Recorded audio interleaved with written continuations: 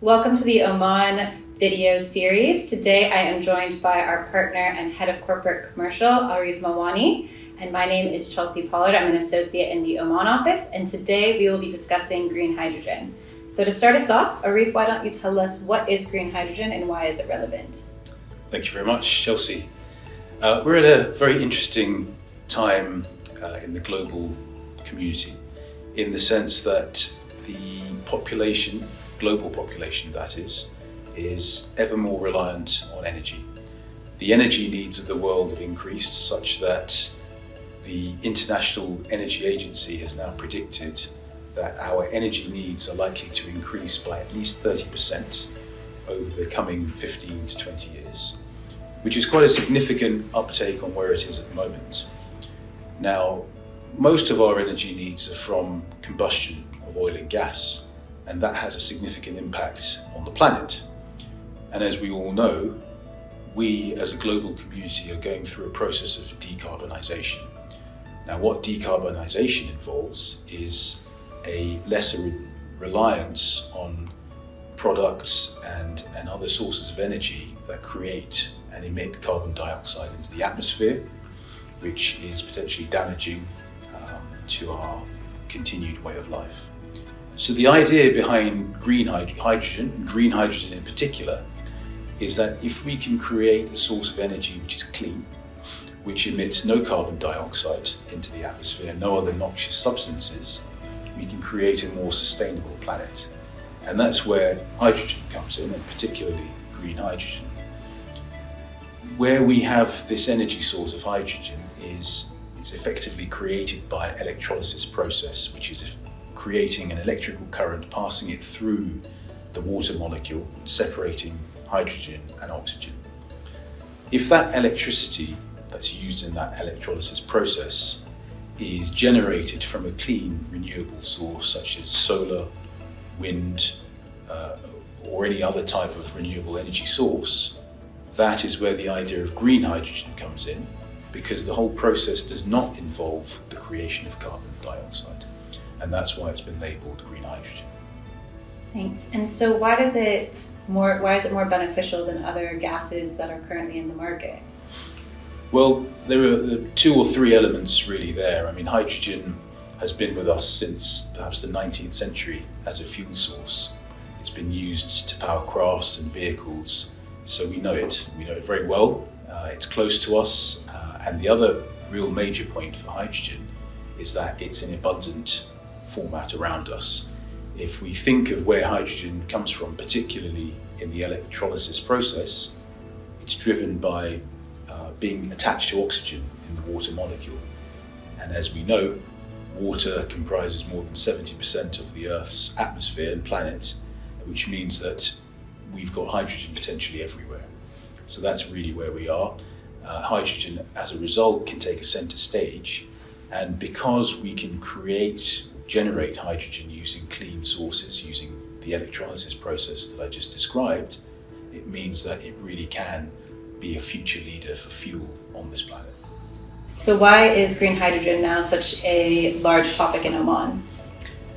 It has become a very large topic because Oman has decided that it wants to diversify its economy, and it wants to create a set of infrastructure where clean and renewable energy has a big part to play in the future growth of the economy in the country. Particularly, Oman has decided to commit approximately $20 billion over the coming years for investment into this sector. Now, that's quite a large commitment for a type of energy which is at a relatively early stage in the global context. Furthermore, the International Energy Agency has identified that Oman has the longest and largest pipeline of green hydrogen deals in the pipeline in the Middle East. So that's really a huge commitment there. If we take it from another angle as well, if you look at the infrastructure in the country as well, it's sort of very much leaned towards renewable energy. So there are already solar and wind plants that have been set up over the previous years in the key areas of the country. So it's almost as though the precursor is there and it's now just ready to take center stage for hydrogen to come on.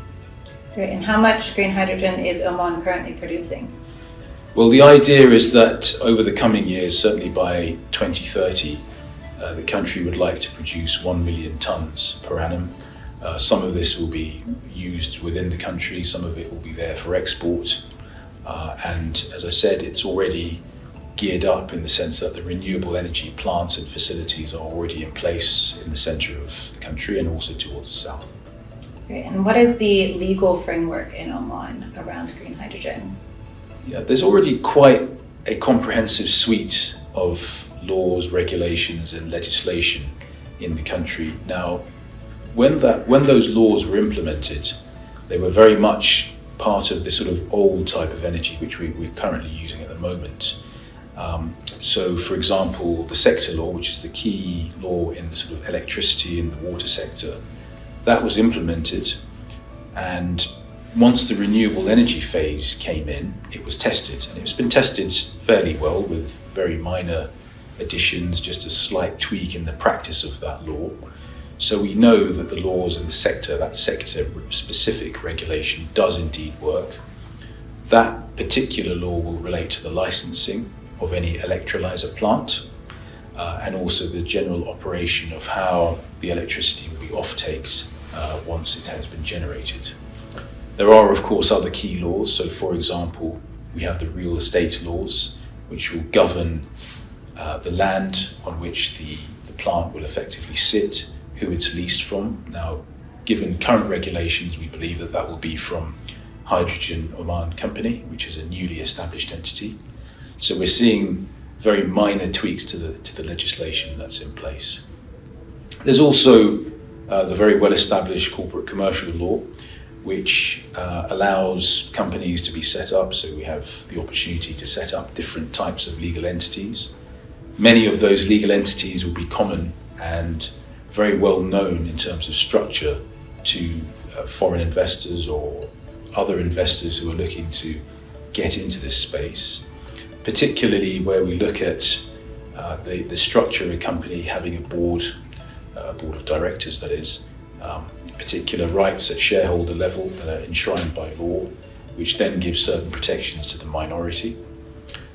Then there are other sort of laws that sort of come out from those particular laws, in that, of course, there is tax law, but we do have free zones in Oman where there is a much more preferential rate of tax. The labour law, as we know, is certainly something for the employment of nationals and expatriates.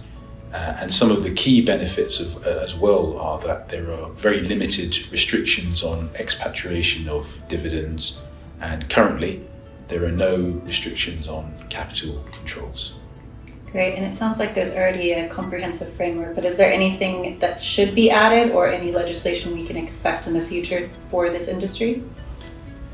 I think at this stage, where the country benefits from is it's very much a level playing field in the green hydrogen sector at the moment. A lot of the world is obviously looking at the idea of green hydrogen, has already taken some big steps as to where it wants to be in 10 to 15 years in respect of how much green hydrogen will be generated by that particular economy.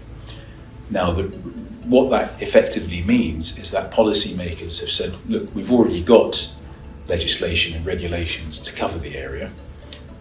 Certainly in Oman, it's been tested with the renewable energy phase, and it certainly stood up to the test. The laws, as we know, are very robust, and all it really required was a slight tweak in perhaps the practice and the licensing of the plants. But what that tells us is that very little amendment is likely to be made to these laws until the policymakers decide that perhaps further changes are needed. But what we've seen in recent weeks is, just as we say, very minor tweaks to executive regulations to govern the basis on which the land will actually be leased to the electrolyser plant. Great, thank you so much, and thank you all for joining us today. Check back and we will have some more videos from the Oman video series. Thank you.